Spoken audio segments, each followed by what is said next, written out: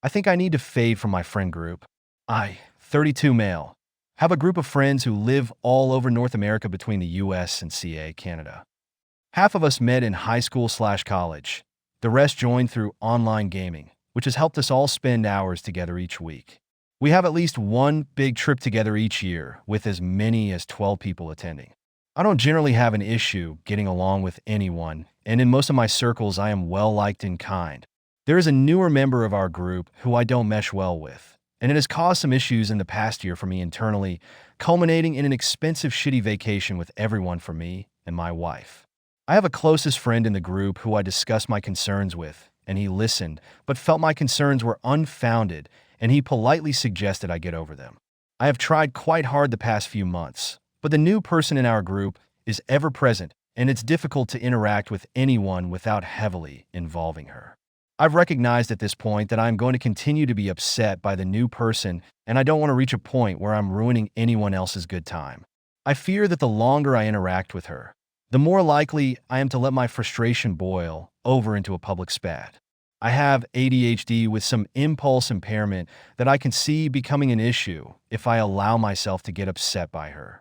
I've started taking small steps to slowly detach myself from the group without making a scene, setting group chats to ignore/mute, not getting online, quitting a D&D game under the auspices of being busy, etc. I am very conscious of how I am doing this, and my attitude hasn't changed, and I haven't said anything to anyone except my wife, who supports my decision. I have given myself 6 months since the vacation to see if I could handle just not being as active in the group, but some recent things with our newer friend have gotten me so worked up I just don't think I can be involved anymore. I am open to the idea that I, and not the new friend, am the problem, in which case, me leaving would also benefit everyone. Am I making a mistake? I'm open to feedback, but I've also seen men get treated poorly for being emotional on this sub, so please be chill. Relevant comments. Mabelisms. Sometimes we just don't mesh with people. It happens. Take a break and see how things evolve with the group. Out of curiosity, what sort of things are happening?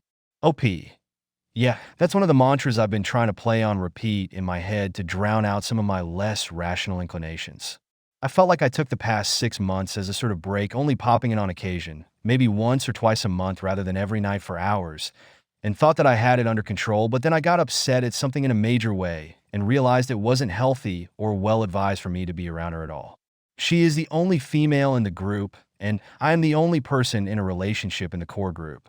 She's already bounced between a few members of the group, singling out the more forever alone types, and staying up all night watching rom-coms with them, and sharing music and poetry, and then categorically shutting down any romantic advances and acting like a put-upon heroine who always finds herself in these unpredictable pickles. It's very frustrating to watch people I care about be toyed with in this way.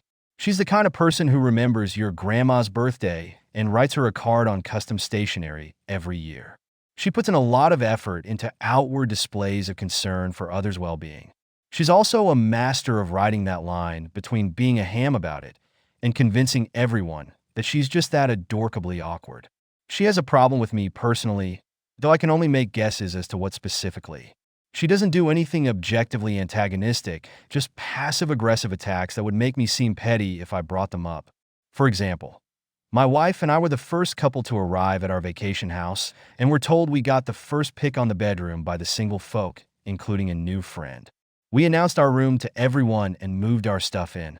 When the next couple arrived, they hadn't even gotten up the stairs when a new friend declared they were much better suited for our chosen room, and we got moved out. She left no time for anyone to disagree, and I would have had to make it very awkward 10 minutes into a week-long vacation in order to do anything about it.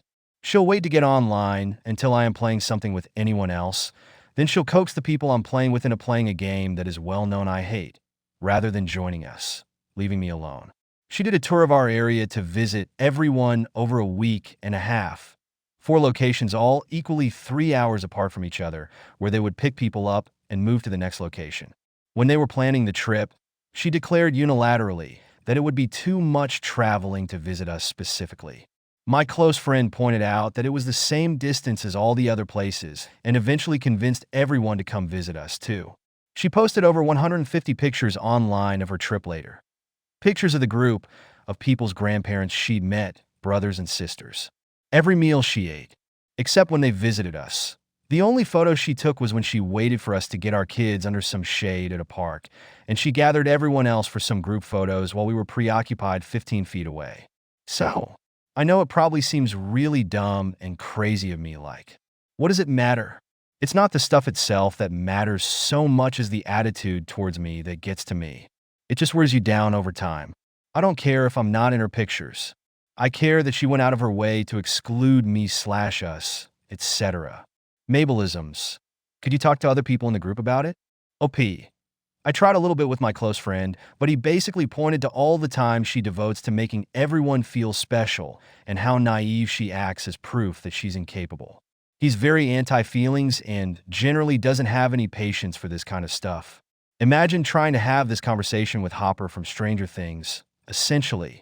I also had one of the other friends vent about her to me while he was trying to get over her turning him down, and he asked if she and I had an issue with each other, and I shared my feelings. He was cool about it, but basically disagreed with me and is now infatuated with her again. Update. Not much response to my previous post, but here's a recap and update for posterity. Recap. My main group of friends for the past several years play games together online for 4+ hours nightly.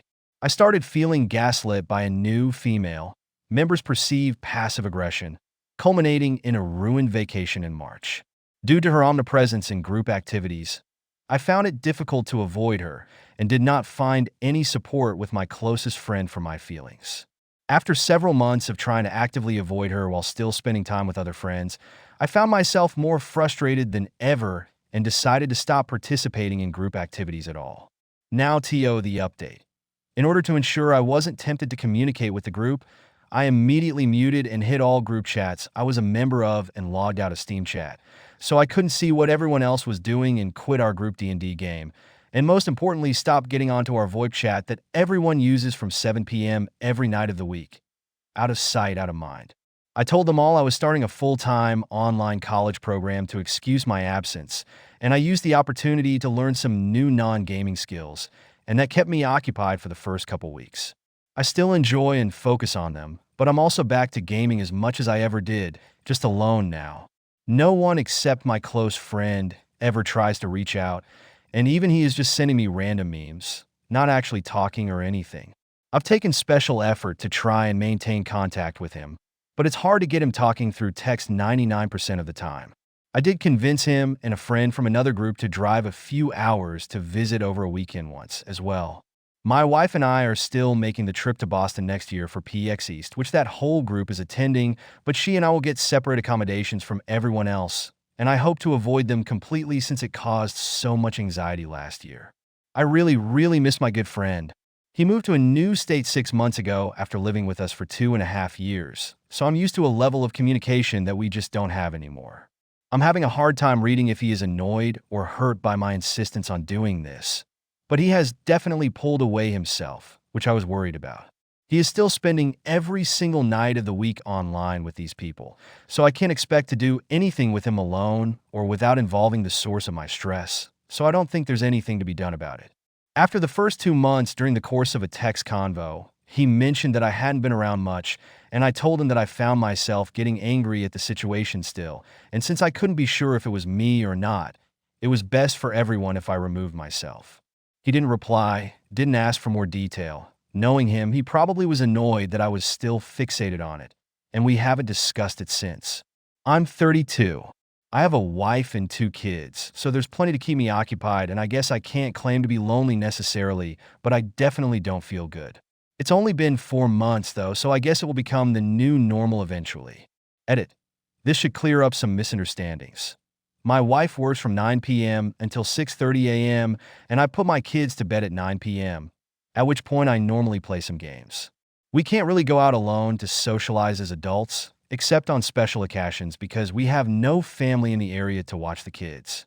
Occasionally, I will do stuff with other friends who visit, or with friends in the area, but that is very rare because it requires my wife to be alone with the kids, and she is chronically exhausted because she works 3rd shift and comes home to put the kids on the bus, sleep, get them off the bus, do their homework, etc. while I am at work, and she rarely gets any time to herself. Yes, she is a fucking incredible human, and I am so incredibly lucky to have her. We aren't really interested in play dates with other parents.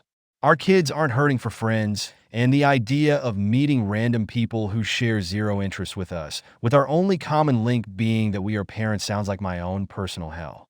Yes, I do have a significant amount of social anxiety. However, most people who know me are not aware of that, though close friends obviously do.